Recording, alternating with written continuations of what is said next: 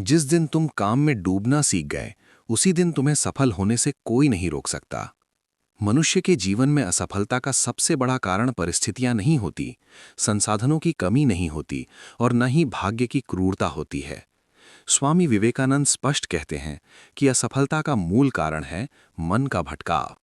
जब मन इधर उधर बटा होता है, जब शरीर एक काम करता है और मन 100 दिशाओं में दौड़ता है, तब शक्ति बिखर जाती है। और जहां शक्ति बिखरती है, वहां महान परिणाम कभी जन्म नहीं लेते। विवेकानंद जी का जीवन स्वयं इस बात का प्रमाण है कि जो व्यक्ति अपने कार्य में पूर्णतः डूब जाता है, वही साधारण होते हुए भी असाधारण बन जाता है। काम में डूबना कोई साधारण वाक्य नहीं है, ये एक आध्यात्मिक अवस्था है। इसका अर्थ केवल मेहनत करना नहीं, बल्कि अपने काम के साथ ऐसा तादाद में स्थापित कर लेना है कि मैं और मेरा काम अलग अलग ना रहें। जब मनुष्य इस अवस्था को प्राप्त करता है, तब थकान तपस्या बन जाती है, संघर्ष साधना बन जाता है और हर कठिनाई उसे तोड़ने के बजाय निखारने लगती है। स्वामी विवेकानंद कहते हैं, एक समय में एक ही काम करो और उसमें अपनी आत्मा डाल दो। ये वाक्य साधारण लगता है, लेकिन इसके भीतर जीवन बदल देने की शक्ति छिपी है। आज का मनुष्य एक साथ सब कुछ पाना चाहता है। वो एक साथ सीखना चाहता है, कमाना चाहता है, दिखना चाहता है और तुलना भी करना चाहता है। परिणाम स्वरूप उसका मन कभी स्थिर नहीं होता। वो काम करता है, लेकिन डूबता नहीं, और जो काम में नहीं डूबता, वो कभी इतिहास नहीं बनाता। काम में डूबने का अर्थ है, जब तुम पढ़ रहे हो तो केवल पढ़ो, जब तुम लिख रहे हो तो केवल लिखो, जब तुम सेवा कर रहे हो तो केवल सेवा करो। उस समय मोबाइल, भय, भविष्य, तुलना सब बाहर रह जाएं।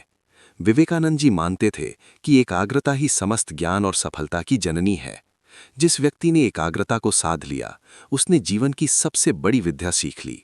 आज अधिकांश लोग शिकायत करते हैं, मेहनत करता हूं फिर भी आगे नहीं बढ़ता, काम तो बहुत करता हूं लेकिन परिणाम नहीं मिलता।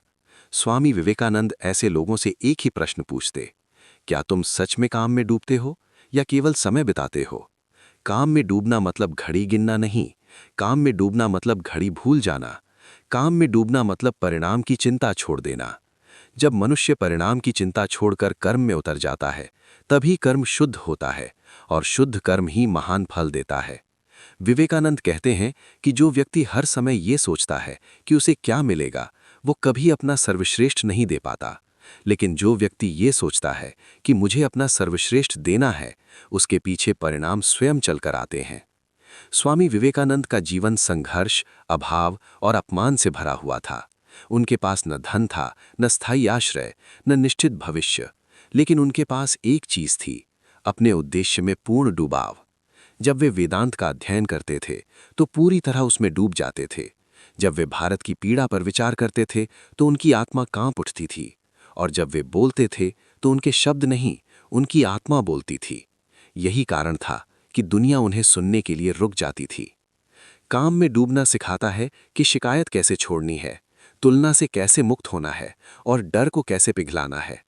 जो व्यक्ति अपने काम में डूब जाता है, उसके पास डर के लिए समय ही नहीं बचता। डर खाली मन में पैदा होता है। जब मन उद्देश्य से भर जाता है, तब भय अपने आप बाहर निकल जाता है।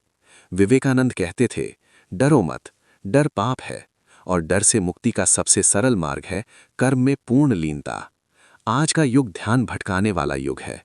हर क्षण कुछ न कुछ ध्यान खींचने के लिए तैयार है, लेकिन जो व्यक्ति इस शोर के बीच में भी अपने काम में डूबना सीख लेता है, वही सच्चा योगी है। विवेकानंद के अनुसार योग का अर्थ केवल ध्यान या आसन नहीं है। योग का अर्थ है जो कर रहे हो उसमें पूर्णतः उपस्थित रहना। काम में डूबने वाला व्यक्ति धीरे धीरे एक अलग ही स्तर पर पहुंच जाता है। वो भीड़ में रहते हुए भी अकेला होता है और अकेले में भी सशक्त होता है। उसका आत्मविश्वास बाहरी प्रशंसा पर निर्भर नहीं करता। उसे ताली की आवश्यकता नहीं होती, क्योंकि उसका संतोष उसके भीतर से आता है। विवेकानंद कहते हैं, तुम वही बनते हो जिसके बारे में तुम दिन रात सोचते हो। यदि तुम दिन रात अपने काम के बारे में सोचते हो तो तुम वही बन जाते हो, अपने क्षेत्र के विशेषज्ञ, अपने उद्देश्य के साधक। काम में डूबना आसान नहीं है, इसके लिए त्याग चाहिए। आलस्य का त्याग, बहाने का त्याग और सबसे बड़ा त्याग तुरंत परिणाम की इच्छा का त्याग। लेकिन जो ये त्याग कर लेता है, उसे जीवन वो सब देता है जिसकी उसने कभी कल्पना भी नहीं की होती।